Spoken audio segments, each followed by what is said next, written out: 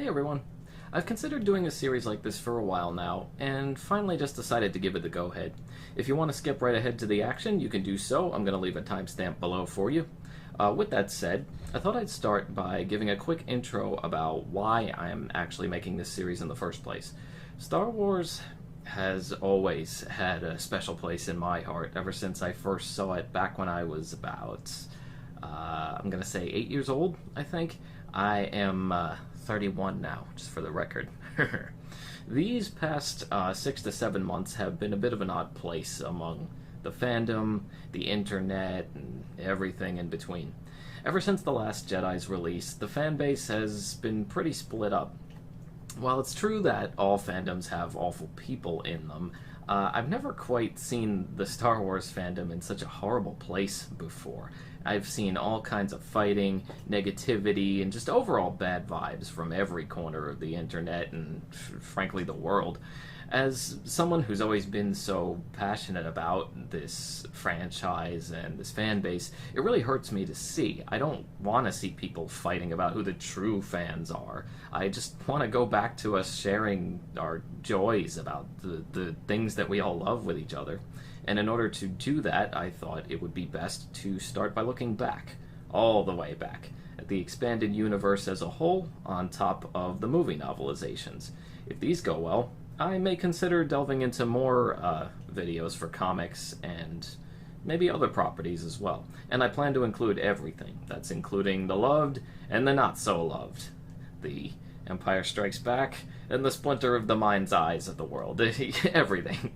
The first order of business, first order, no pun intended, will be the original novelization of Star Wars A New Hope.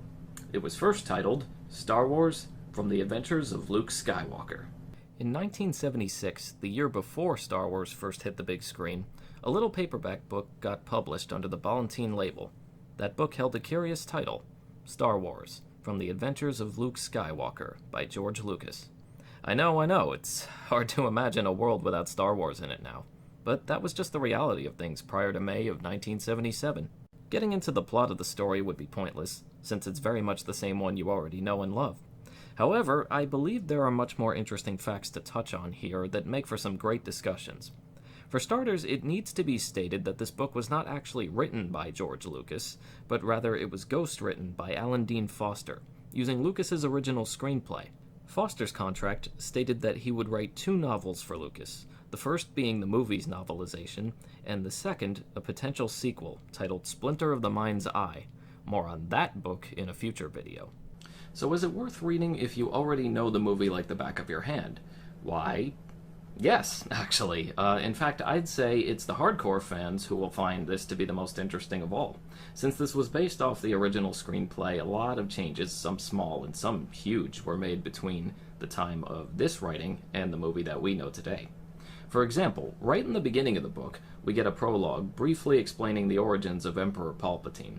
Even more interesting is the fact that this description doesn't come to match the Palpatine that we actually know at all.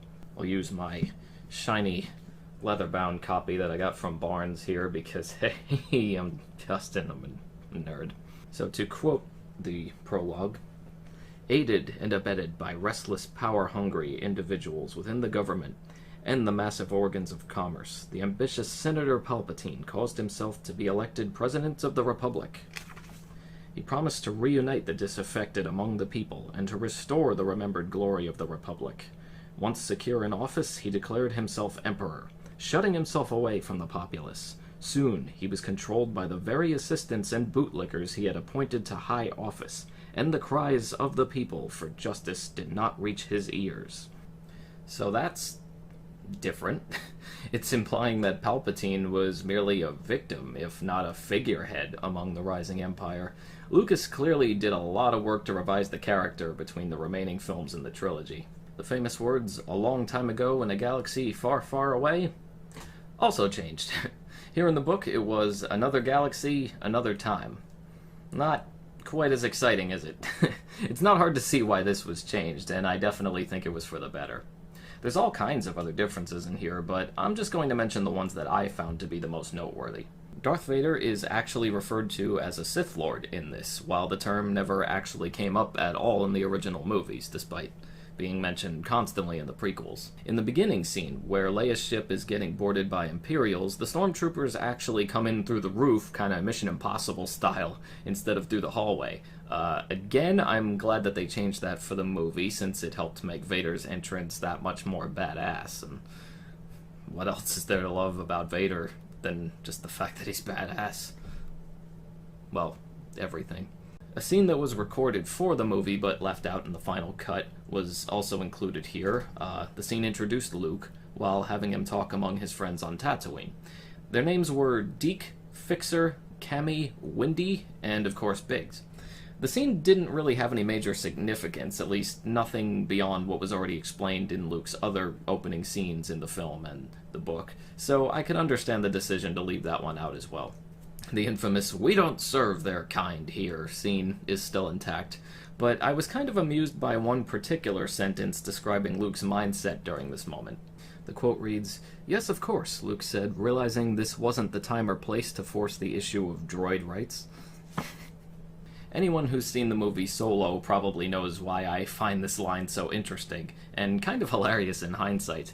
Heck, I wonder if L3's entire existence is actually based on this one quote. During the infamous Greedo and Han scene, I was surprised to read that Greedo talked through an electronic translator this time instead of just, his own language. And no, it does not say who shot first.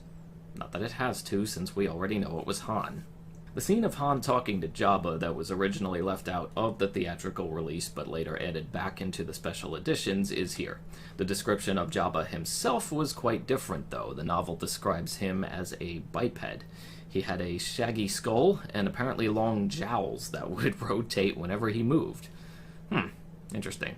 Still not as different as what Marvel did to him in the comic adaptation, though. I don't want to talk about it. Something I hadn't realized right away, but caught on to as I kept reading, was that Obi-Wan never mentioned feeling the destruction of the planet of Alderaan like he did in the movie. It's something I'm very glad that they put in later. I feel like it helps create a lot more emotional depth to that scene. Obi-Wan's fight with Vader had a slight change to it as well. Instead of Obi-Wan stopping and allowing Vader to strike him down, the novel just makes it come off like he never really stopped fighting, and that Vader just got a lucky strike in on him or something. This is another case where I definitely preferred the movie's approach. I think it's safe to say it definitely sticks with you more, knowing that he stopped and stood there and just let Vader go at it. I don't think I'll ever forget that image.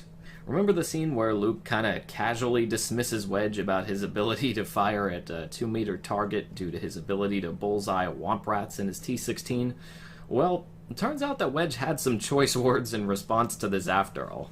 The paragraph reads, "Is that so?" the rakishly uninformed youth noted derisively.